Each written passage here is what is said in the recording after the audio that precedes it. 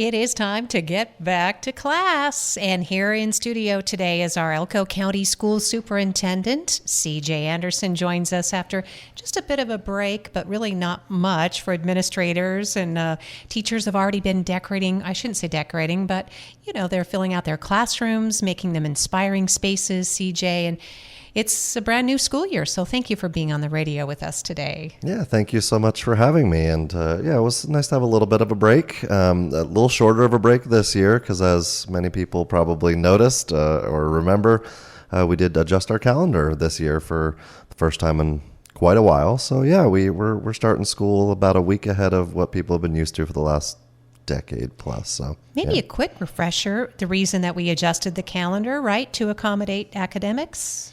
Yeah. I mean, there were several reasons. Some more important to others than others. But I think there was a desire to just get started a little bit earlier. So maybe we could end a little bit earlier and be done before getting into June. And also, we always have the lovely mining expo and everything that's going on during that week every year. So I think we're hoping that this is mutually beneficial. We're not on each other's toes and taking up all the hotels at the same time, and maybe just an opportunity for our community to benefit in lots of different ways. So yeah, we're ready to start the school year. Well, speaking of ready, getting back to class and staffing, we are looking at some exciting new faces, and some of them have spent a great deal of time in the classroom, CJ, and now that you're actually ready to open school on Monday, August 18th, every classroom is full, is staffed. Is that right? Yeah, that's correct. So something that's kind of been, there's a national buzz around, teacher shortage and things like that. And while we would always love even more applicants and, the more competitive the pool, the better things are. We have gradually seen just a decline in vacancies over the last few years since we came out of the initial COVID regulations and restrictions. So yeah, we're gradually every summer we're getting a little better off, where we're having to fill fewer and fewer positions. So yeah, at this point we have every single classroom filled. Now it is important to say that they're either a licensed teacher or a long-term substitute.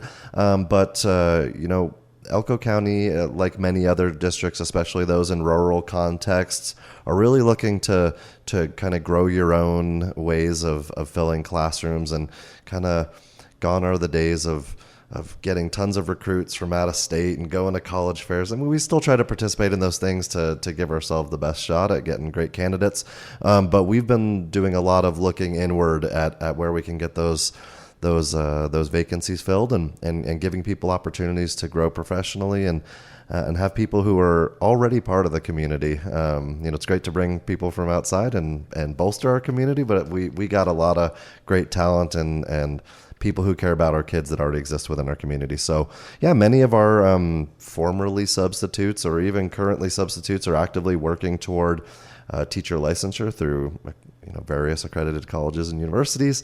So this last week, not the week we're in, but the previous week or so, we did our annual what's called Rise Academy, and we've been doing that for just about 20 years here in Elko County School District. And this last time around, we had I think it was 58 new teachers to I say new. Some of those, as you alluded to, are people who are from around here. They've been substitutes, or they've been paraprofessionals, or they've done various jobs. And so that room of 58, which was awesome. They all looked so energized and they were ready to go, and lots of smiles. It was a really great group to talk to.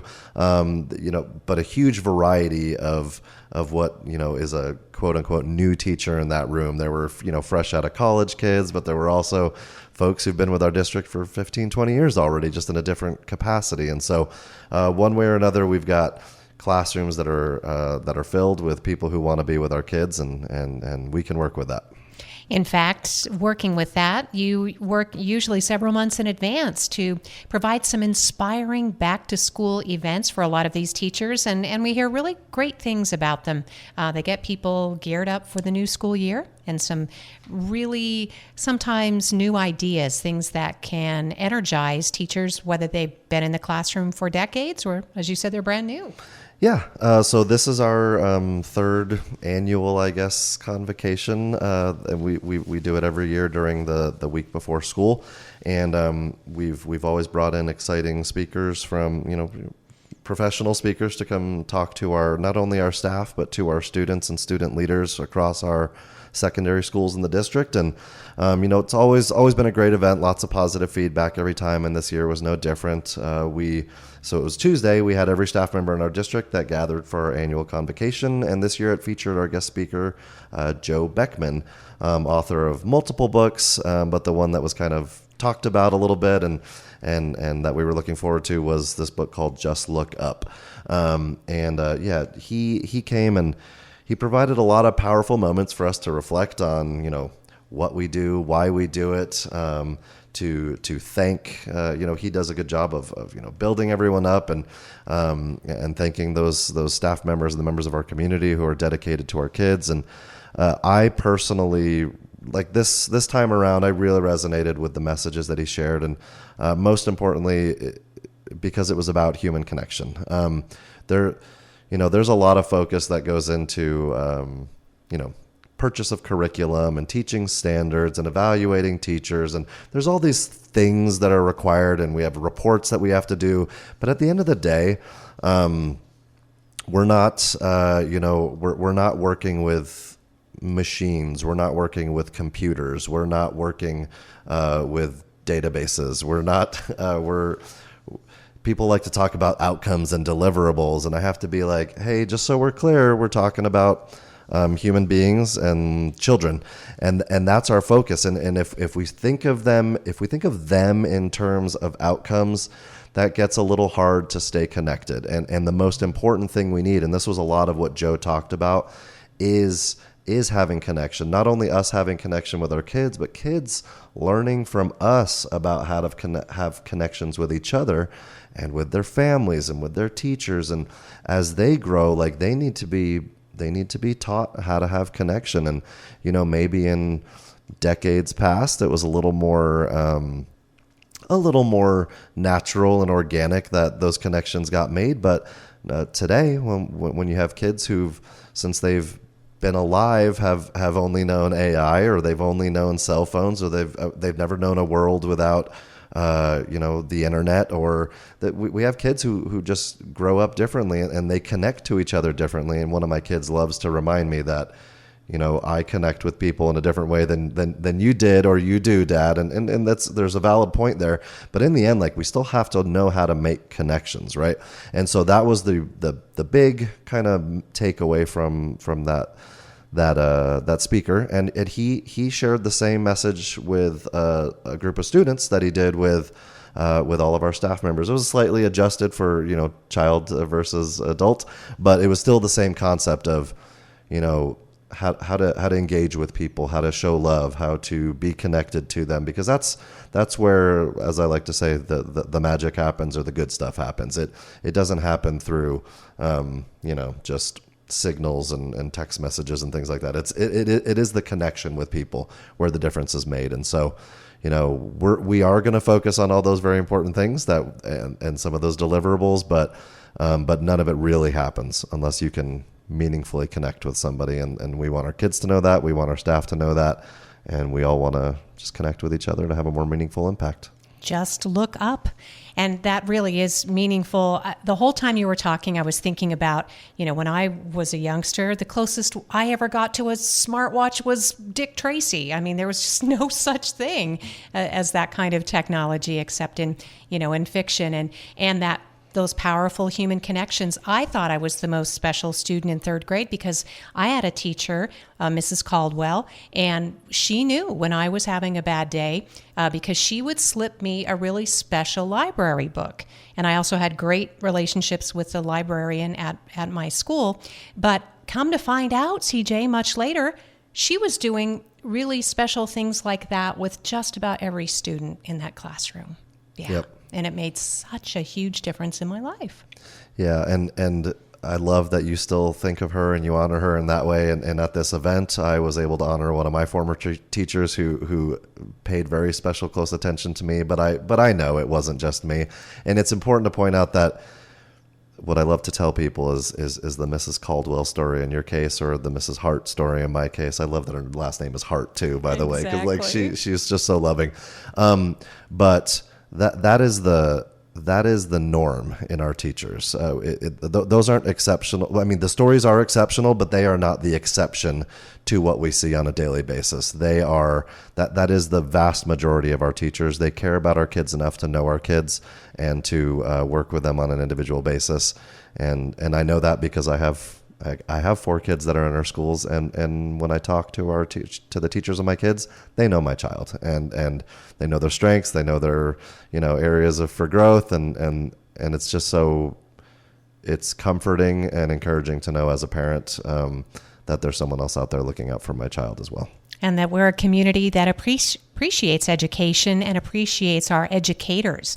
So talking about, again, getting back in the classroom come Monday, August 18th for the students, some 9,500 or so throughout the Elko County School District, one of the most remote, but hopefully one of the most connected school districts in the country. So in any news on campus administrators, CJ, I know that we talk about, the teachers, the 58 new teachers, but there have been some exciting changes that some will notice when they get back to school. Yeah, I don't have the list in front of me, but we have had quite a few changes in administrators. Not a ton of brand new to administration. I think there's maybe 5 or 6 that are brand new in that regard. But we do have. There's been a lot of shuffling around, and we had some retirements last year, and thankfully we didn't lose anyone to just I got to get out of Elko, right? Like they're all happy to be here. It was just that time for people's career to retire and move on. So we still have a deep bench. Yeah, I mean, it's always nice to have as deep a bench as you can. So we're going to continue to try to deepen that. But yeah, we were able to confidently fill the positions that we had open with awesome people who've been waiting, who've been being prepped, who've been gaining those experiences over the years as teachers or counselors or in other positions. So yeah, the list is a little lengthy for me to read off here, but I will say that we're going to acknowledge those folks at our upcoming board meeting on Tuesday of next week to just make sure that's well announced and congratulate them and welcome them into to the new school year. So yeah, some changes all around, but they're going to be great people who will lead their schools well. Thank you, CJ. CJ Anderson is our Elko County School Superintendent, our guest here today on Elko Live. We want to make sure that we talk about the Back to School Resource Fair that is also, I guess it's underway today. Is that right? Yeah. So it hasn't started yet, but it is today. It'll be running from 4:30 to 6 o'clock, and that is at Southside Elementary. It's our 3rd annual Back to School Resource Fair. Very important to point out is that while it's being held at Southside Elementary, it is not exclusively for students of Southside. That's just the location we decided to hold it at. But it is a back to school resource fair for any student going to our schools here in Elko County. So we've got an astonishing 16 vendors this year, or partners, that are going to be at the Back to School Resource Fair, and that'll also include several departments from Elko County School District, like our transportation or our food service or special services, etc. And they're pretty much dedicated to be there to provide resources to families. We do our very best to do outreach through whether it's our website or emails or the app notifications or any way we can think of to spread the word, but acknowledging that not everybody's as digitally connected or may not have the opportunity to attend an open house or whatever. Just this is one more opportunity where people can get those resources. And then there are some very catered and specific resources there from mental health standpoint or from medical standpoint or just actual resources like school supplies and things like that. I think they're handing out free ice cream too, maybe, if I'm not mistaken. But it's just a way to get your student excited and also make sure you have access to all the necessary information. Or if there's some sort of element of the process that maybe has been a little confusing, like, wait, what's going on with transportation? Or how do I figure out what bus my kid's on? Or wait, I heard there's things changing with food service this year. What's going on there? If there's any sort of confusing aspect, then there's going to be someone there to help orient you and get you prepared for day one. And even that registration aspect, right? Because for some folks, that's going to be new. Yep.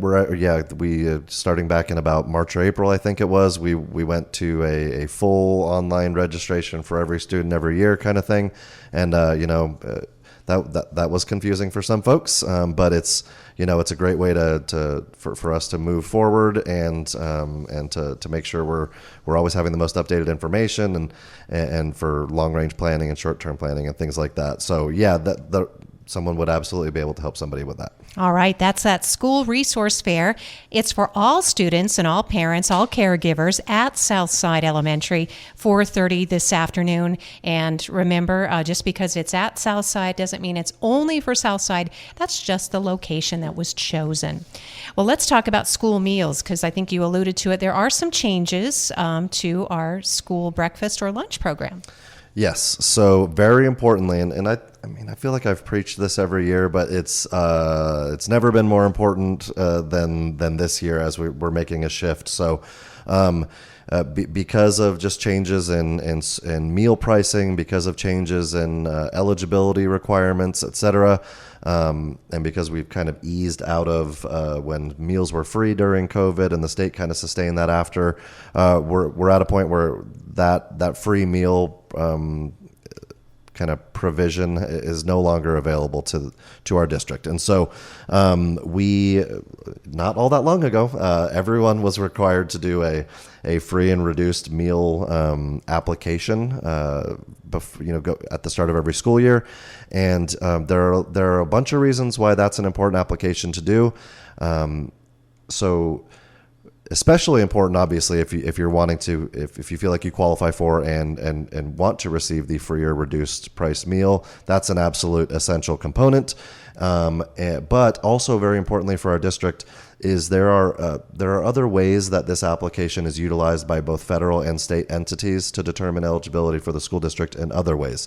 So whether it's levels to qualify for Title I funding, or if we have a partner in the United Way and we're trying to get their help with getting pre-K going or getting a United Readers program, or there are so many different ways that a school, an individual school, a school district, or an individual child can qualify for something based on simply what the school is reporting or the school district is reporting from a standpoint of what the eligibility is, and it's all based off of those forms, or a lot of the times it is based off of those forms. So from an individual standpoint, we absolutely encourage every family, because lots of times people will say, well, I already know that my kid's not going to qualify. We still need everyone to complete that form. So we encourage every family to complete an application, even if you don't think you'll qualify. Students will get applications at school and already starting this week, the online application is available. So we really encourage everyone to do that. The state did increase the cost of meals this year. So, definitely just check your eligibility, fill that form out, and we'll do everything we can to help your individual student. And it does make a big difference for the school district as a whole. Thank you, CJ. And again, we know parents are busy. Some of them work 2 or more jobs. Some of them, both parents work. Some of them work in mining. Those are long hours. Just don't forget to leave money for your kiddos so that they don't go hungry, because again, it's a change this year. We know communities and schools will augment as much as possible with some breakfast bars and that kind of thing. But with these long days, with a 4-day, it's hard to get through. So you need to make sure that students have money for lunch, or that you fill out those applications, and everybody should, because you might qualify even though you don't realize you do. but please don't let the kids get hungry because it's so hard to learn. They can't learn on an empty stomach. Okay, enough of my personal soapbox, but transportation notes, some very important reminders for Spring Creek middle and high school students. Yeah, so before I get to Spring Creek, I would just encourage everyone to make sure that, if you have questions or, just not sure about whether or not your child qualifies to ride the bus, our district website has a portal that where you simply insert your address and it tells you whether or not you qualify, and if you do, which, where on what street or what corner they would get picked up and at what time, and also to just like always have some grace and flexibility during the first week or two of school. Those are approximate times, and it usually takes a week or two to iron that out where everyone's kind of in the groove and buses are operating normally. It's always a little slow going the first week or two of school. Now, regarding Spring Creek Middle and High School specifically, and I guess this also, relates to really any, and if you're going around that school, that school complex, this is relevant. So if you've been around there this summer, you know that they've been doing roundabout construction right there by the Maverick and Spring Creek Middle and High School. So totally, you should probably expect that afternoon bus drop-offs are going to be delayed by about 10 to 15 minutes. Getting out of there is going to be tough until that roundabout's absolutely complete. So right now, buses are being rerouted using the NDOT gravel pit area on SR 228 to turn around. So they're going to have to leave the school, go out, head over to the gravel pit, turn around, and come back. So it's just going to add some time. But that's really the only way to get out there safely during construction. So definitely encourage families to, number one, just expect it to be a little, to be somewhat delayed in the afternoon. And then also for those driving in the area, expect delays. And remember to drive safely, watch for students. That's the toughest thing when you're delayed or you're in a little bit of a rush and you're behind schedule or whatever. Sometimes you can be distracted and, obviously the last thing anyone wants to do is have a car accident. But, with students being out and about and high school students, young and experienced drivers in the area, we just ask everyone to please observe all posted construction signs and follow the speed limits and make sure you're being safe always when we drive. But it's going to be hectic and a little hairy around there as they finish up construction, and once it's done, should be amazing, but we're not quite there yet. So please be careful. All right. Good advice. And again, a reminder from our school superintendent, CJ Anderson, in advance of back to school Monday, August 18th. Well, there's this really cool ribbon cutting coming up, and the school district is inviting the whole community to attend this. Is that right, CJ? Well, we are excited about this ribbon cutting. So there for about a year and a half, we've been talking about this new food science building on September. That's been in construction, and we finally are going to have a ribbon cutting ceremony for it. The building is done. I think there's a few little finishing touches and things like that they're doing. But the building is going to be totally operational for day one of school. We want to let kids get in there and settled in and have some classes in there before we do the ribbon cutting. But we're excited to host that ribbon cutting for the building.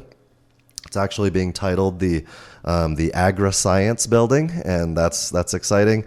So it's going to be at 5 p.m. It's going to be in conjunction with kind of an FFA deal. They're going to provide a meal for the attendees and the families of the kids in FFA. And so more than anything, we just want to make sure everyone knows that facility is complete. We're really excited about it. We're grateful for obviously that was primarily funded through pay-as-you-go funds, which comes from taxpayer dollars, and this is a worthy investment in Spring Creek High School and the Spring Creek community and all of Elko County, and we're really just there to celebrate the hands-on learning and the opportunities we're building for our students through the Agri-Science Building and the CTE programs that we know our community loves and cares about so much. Those are going to be in action day one, thanks to those tax dollars and thanks to the support of so many different community leaders and community organizations. So thank you so much. Yes, we'll look forward to that. This should be such an important component of locally sourced food in the future. I know that's one of those goals. So part of the opportunity, as you said, building for students in providing them this hands-on learning opportunity. How about student mental health support? We know that is continues to be an ongoing issue, and we want to make sure people feel involved and included in the process, CJ. Yeah, so we're continuing to obviously make that a priority. For the last 3 years, it's hard to believe we've been doing it for 3 years, but we've had Hope Squad in all of our secondary schools for the last 3 years, and also including at Flagview Intermediate. And we have found there are plenty of organizations that are doing a great job. We have lots of mental health providers and zero suicides, and there's all sorts of organizations that are focused on mental health in our community. And as a school district, we found a great partner in the Elko Federal Credit Union, who I neglected to mention earlier, but the speaker Joe Beckman that we had come out, that's the third year that Elko Federal Credit Union has helped support our speaker at the beginning of the year. And that's because we always do try to find someone that not only motivates, but also touches on the importance of mental health. And so they sponsored that for us again. And they're also sponsoring our Hope Squads in all of our schools for this upcoming school year. And I just so appreciate Todd Sorensen over there at Elko Federal Credit Union and Sarah Goycochea, and of course their board, who continues to choose to support our students in these ways. So we thank them so much. And as a reminder for anyone who hasn't heard of it, or maybe just a refresher, what the Hope Squad is it's an actual curriculum. Our students forego other electives that they could be taking. So instead of taking an auto class or student council or whatever, there are any number of options that a student could take as an elective. These students choose to take a Hope Squad class, which helps to train students to help other students and to recognize concerning signs of maybe mental health issues or just kind of distress in their peers, and how they can recognize those things and how to get them to the adults that can help them. It's such a vital tool for early intervention and helps them connect with their peers. And the other thing that I absolutely love about Hope Squad is every one of those students is selected by their peers to be in Hope Squad. So it's like an honor for these kids to have that opportunity. Now, they're not required to take the course and be a Hope Squad member if they're nominated, but they tend to do it. I had a very endearing moment at Elko High last night during their open house where I saw a student that I know just personally, and I said, "Hey, I didn't know you were in Hope Squad." And she said, "Yeah," and she wasn't before, but she said, "Yeah, I was asked to be in it this time," and she was like, she was so honored to have that opportunity. Like, she was picked by her peers as someone that they trust to be that kind of representative and someone that they know they can go to if they need help. And so we love to see that program thriving, and every year they build that up, and it's paying some great dividends. And so we're really grateful to be able to continue to do that. Oh, that's wonderful. I hope to see them in the fair parade. It seems like that squad grows every year. It's that compassion and empathy that we like to see on display in our community. And it really is, it's a positive sign for the future as well. And speaking of, parent guidance is also an important aspect of the Elko County School District, supporting parents who we know may be experiencing their own kind of stress in the world right now, CJ? Yeah, I mean, if there's anything that is not easy, it's parenting. And I mentioned earlier, I have 4 kids, which means, on any given day, I feel like I'm like totally failing with 4 children. Like, it's so hard to be a parent, and there is no manual. You go off of what you know, and you can read whatever you want to read, but in the end, your kids are individuals, and they don't come with a user manual. So the partnership we have with parentguidance.org is awesome, and what it does is it provides free one-on-one parent coaching. This is our 3rd year working with parentguidance.org. It's a powerful support for families, and that usership from our community continues to grow. It's no cost, and I've actually decided to start using the program myself, and so I've had a couple of sessions already, and just trying to work on being the best parent I can be. And I would highly encourage anyone to do it. You don't have to have a crisis in your life to talk to someone about how you're doing as a parent and what sort of things you're struggling with.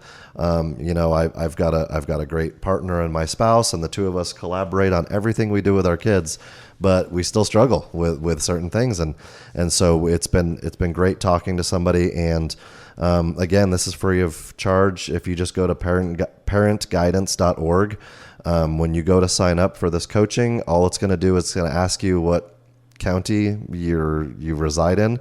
And when you click Elko County, it's going to send you through the registration process free of charge. And I want to also point out, very importantly, you do not have to have a child who attends Elko County School District to do this. If it's a parent of a child from one of our students and our friends over at the EIAA, you are certainly welcome to do this. If it's parents and kids from the Classical Academy, private school, homeschool, it doesn't matter. We're not excluding anyone who needs help with parenting. That we need all the help we can get, and I know that. And so we want to continue to offer that. And additionally, with Parent Guidance, this other thing I'm going to mention is not through Parent Guidance, but it's something called Raising Highly Capable Kids, and it's actually starting tomorrow, this Friday. It's free in-person parenting courses, and we're going to be doing it in 5 of our communities. That'll happen in Elko and Jackpot and Owyhee, Wells, and West Wendover. The courses are going to be taught by our very own ECSD school staff, and it's open to all parents and guardians with children enrolled in our schools, and it's completely free. So I'm gonna head over there tomorrow morning and check that out as well. It's something we've been able to provide through grant funding and through generous partners who are helping us out. We are still finalizing all of the dates and times, and we definitely want people's input to know what works best for them. But for this initial session, it's tomorrow at 8 a.m. And so if you're interested, check your email for the sign-up form or visit our district website to let us know what works best for your family. But we'd love to have anyone who wants to participate in raising highly capable kids. And I didn't mention earlier, but it's a 13-week parenting program. So if you're not going to make this first one or whatever, definitely jump in wherever you can.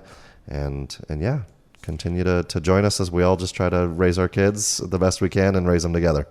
And if you have any questions about any of this, you can find details and help and instruction on getting online at the Family Engagement Center. What a terrific crew that you have there. Just want to make sure. And throughout the school year, CJ, as we meet on this program, we'll remind people of these platforms and opportunities. Most of them are classes and courses that you can take on your own time, so it's not by appointment, which is also really helpful. I guess the last thing in closing that I don't want to forget, because it's going to be different, is the cell phone policy starts on Monday, right? Yes, indeed. And I even heard them talking about it at the Elko High School freshman orientation meeting with parents last night, because I have a incoming freshman. And so the district went through so much input from the community, and we thank you so much for that. Over the course of the last year, we finally landed on a specific policy about cell phones. Little too much to just summarize in a couple of sentences, but yeah, starting this school year, there are going to be very different and probably in most cases more strict parameters around cell phone usage at schools. And when I say cell phones, that also means smartwatches. It also means earbuds. It's actually our personal electronic device policy. And it's just easier to say cell phones. But all of your schools should be communicating those things out. And we as a district also in the weeks moving forward and coming months, we're going to be doing like a pretty lengthy campaign about that. So your inbox will get stuff. The app will be showing things. Our social media. We're going to continue to remind people of the importance of having phones turned off and brains turned on and having our kids engaged in their class and minimizing those disruptions so they can get the most out of their instructional day. That's great. We'll keep talking about the topic. I always want to remind parents, because some people have been concerned. Obviously, if your student has a medical issue or there is a reason that they absolutely need to have more access to their phone than maybe another student, you should talk to the campus administrator, right, CJ? That's all you have to do. Yeah, of course. There are elements of the policy that call out and acknowledge those unique circumstances, and we're just like everyone is different. Everybody's circumstances are different, and so where there is necessity, we will absolutely work with students and families, and just make sure we have everyone. Obviously, we don't want to cause a medical issue over a cell phone. We will figure that out with you. But yeah, when in doubt, whether it's about a cell phone policy or any other policy, attendance, behavior, dress code, like whatever. If you have a concern about something and you think, hey, maybe this, there's a little bit of a concern here, definitely just always reach out to the school administration, and they'll be happy to work with you and explain to you and figure out a way to support your child. CJ Anderson is our school superintendent, and that's our official first of the school year radio show. Things get really rolling on Monday, August 18th, and you come back as often as you like, but you're here at least once a month, and we so value your time. Thank you, CJ. Yeah, thank you so much for the opportunity. Have a great year.